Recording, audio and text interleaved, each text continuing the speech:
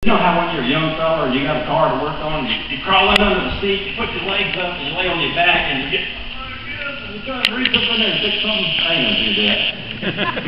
I'm too old. I'm too old for that. So all my stuff is right here. That way I don't have to worry about wiring too much. And I had this Ford linseed oil can thing that I just put over this cover just because I thought it looked interesting. And people walk up to me and they said, "You really run oil, linseed oil in that?" No, no. Got cool looking at it. 57 Ford steering box. And it was shot when I got it. It was actually on the car, not this one, but one was on the car, and the little screw gears was all eat up. So I had to buy me a new one. I found a new old one, and put it on here. It's 57 Ford 9-inch rear end. This part of the rear end is made out of a 57 Ford hood. This part right here, if you look at this part and you look at the front of a 57 Ford, you see the resemblance there. That's pretty cool. I swapped one named Tyler out of these wide whites. He might have bought them from some of y'all. He bought them from somebody around here. And he needed something, I needed something. We swapped things around when I got these. I had some wider ones back here that I ground. Did you know if you have white old 50s, you know, back from the 70s, those white leather tires, you know if you ground that first layer off, they're white all over under there? So I did that on my other ones, and they worked pretty good. But it was a little lower, and I really wanted the spokes all the way around, so I decided to go with these. And I got my shifter boot right here. Y'all see that? Shifter boot. High class. I was thinking about this car. He said, "You can do what you want to do. I can sit on it. I can drive it if I want to." And people look at this and they say, "I could build one of them." And that's worth something, because all y'all are here. You're here because you're interested in cars. And all of you, not all of you, but a lot of you is my age or so. And it's really cool to get younger people interested in cars. And if younger people are looking at cars that they feel like they could never own, they could never afford to build, then, you know, they're going to go out and they're going to get a rice burner and they're going to tune it up and put loud pipes on it and turn the stereo up so when it goes down the road you can hear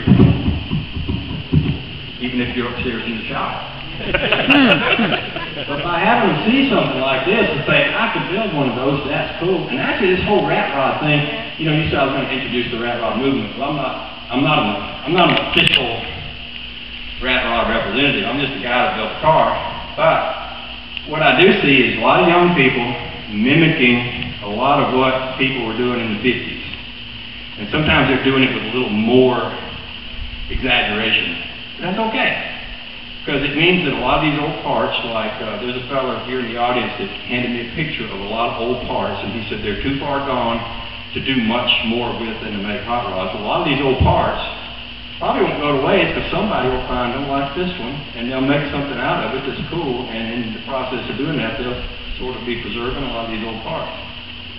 So I think that's cool.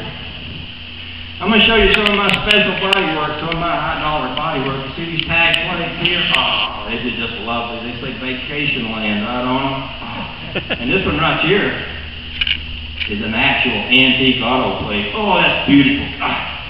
This originally, the metal was a lot higher back here, and it looked kind of funny, and I wanted to make it come down a little bit more, but I didn't want to do any old body work, so I took this off to a body shop, and I had a guy specially fabricate all this work, you know. I'm just going to spend the most money I possibly can on everything here just to try to get it all up to snuff. I didn't tell the YouTube part of this story. My boy lives in South Carolina, and about the time I started this, or before I started this, I figured out that a camera that someone had given me would make videos. So I didn't even know it would. And so I tried it one day, I made a video, I thought, imagine that.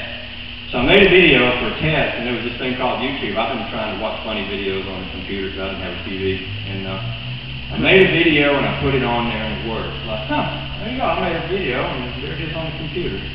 So I'm thinking, okay, my boy's in South Carolina, that's a long way away. It's hard for him to know what I'm up to up here. So I could make like videos of what I'm doing, and I could put them on YouTube, and he could watch them. So I did. And he started watching them, but a lot of other people started watching them. And I think right now I got about 7,000 subscribers, and we've had about 7 million hits. It's not just this car, because I do banjos and gas can banjos and make stuff out of. I kind of make stuff out of junk.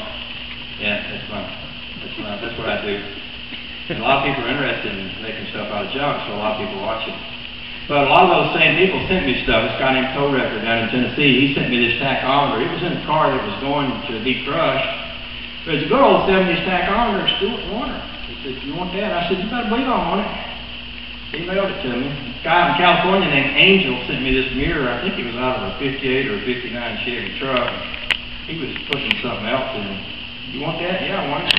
It works good here, you know. It's a nice little rearview mirror. It looks pretty awkward, which fits the whole thing, you know. These shock mounts were made out of old drill bits from the quarry, and they're pretty heavy. Somebody said, "Them things ain't gonna last." Yeah, they are. They're gonna last. They're gonna be this forever. I think I've about not anything to talk about. I think what I'm going to do now is stop, and I'm going to invite Phillip to come up here. This car here belongs to Phillip, and I want to tell you, when we came to the car show last year, this car got more attention than any car here.